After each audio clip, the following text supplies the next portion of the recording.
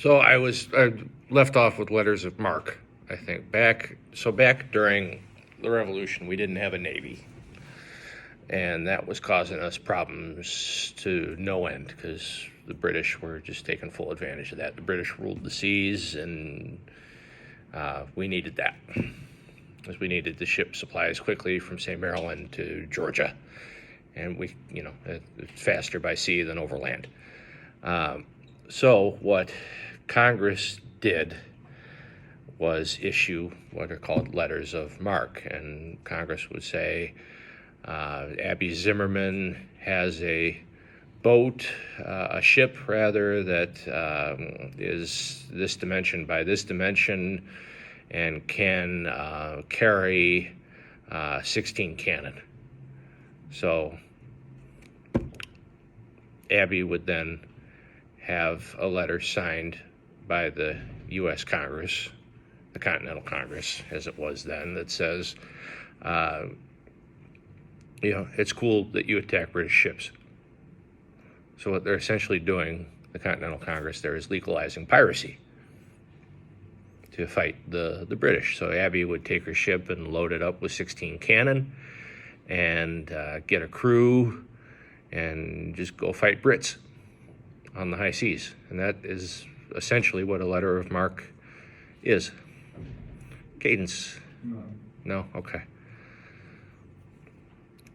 So they say the president has no authority to initiate hostilities without prior approval from Congress. Not strictly true. Repelling invasions would get you there, but yes, mostly 99% true.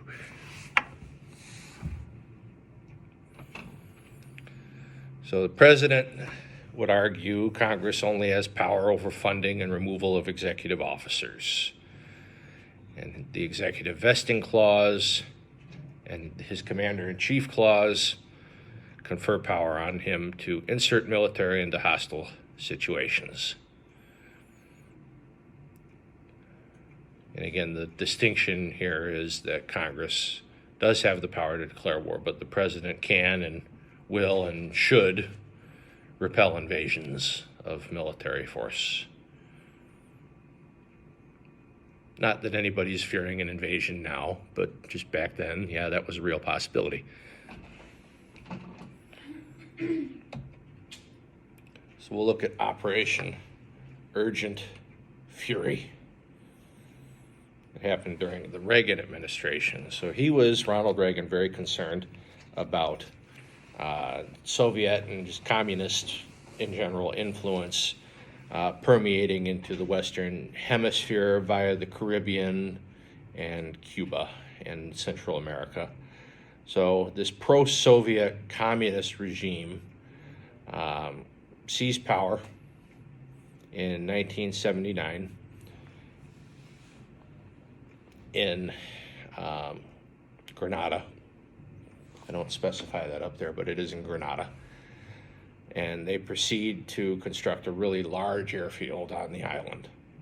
So Ronald Reagan, he thought that the airfield was going to be used by the Soviet Union and the Cubans to supply communists in the rest of Central America, and this was unacceptable to American interests. We didn't want to supply the communists anything, or if we could help it, that is.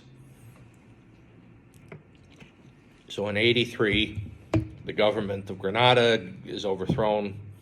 A military junta takes control. There's a military government. The military government has communist sympathies. So Reagan says, all right, boys, we're going in. And that is his response to this event. Now, the pretext was that there was an American military. I had trouble enough with an English language. And my wife's wanting me to teach Victoria another language when she gets older. I think I say to myself, Kaylee, I can barely speak the English language. What do you want me doing? Teaching the girl Spanish or whatever else. So the pretext was that there was an island, there was a medical, there we go, we got it out that time, a medical school on the island for Americans. American students attended that school, a lot of them. So Reagan said, all right, there's this medical school on the island. The military of Grenada, the military government of Grenada might hurt these Americans. We got to go. We have a security interest there. We got to protect our people. Now,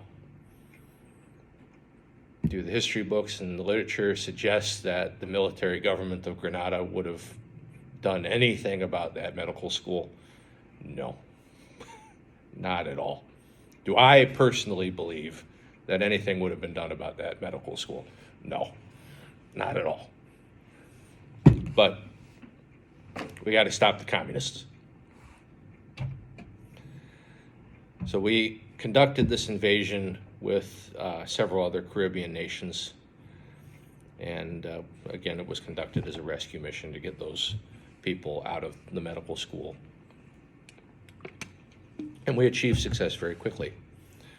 We evacuated the Americans there back to the United States. The pro-communist troops, mainly Cuban, were quickly defeated. There was a new governor, a new civilian government formed.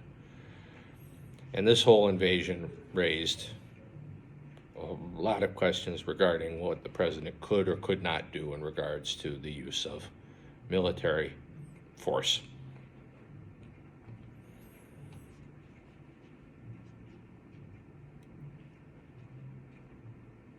Everybody good with me to keep going? Yeah? Okay. So we come to the War Powers Resolution of 1973. This law said, I'm just giving you the one sentence Cliff's Note version. We're going to have some homework probably next week regarding this. It required a president to consult with Congress before committing troops, except in the case of absolute emergency. Again, their thinking was an invasion. So, in the case of Grenada, Reagan's administration informed some congressional leaders, but did not seek any approval or advice prior to the invasion. Reagan followed the letter, but not the spirit of the law, and there is a difference there. He did what the law said to do, but didn't follow what the law was meant for. There was no consultation. There was just, Danielle, I'm sending our troops into Grenada whether you like it or not, so I suggest you get on board. I'm not asking you anything. I'm not saying, how would you go about invading Grenada? There's nothing like that. I don't know if that's what was said exactly, but something along those lines probably. Yeah, there's no choice. There's no choice. Yeah. Reagan thought, as commander-in-chief, there's really there is an obligation to ensure national security, protect the interests of the country and the citizens. And that, I believe, is honestly what he thought he was doing. He reported to Congress on his actions as he was supposed to do, and he was acting consistent with, but not under the War Powers Act, because the spirit was not there. He wasn't asking anybody anything. He said, I am Ronald Reagan. I will be invading Grenada now.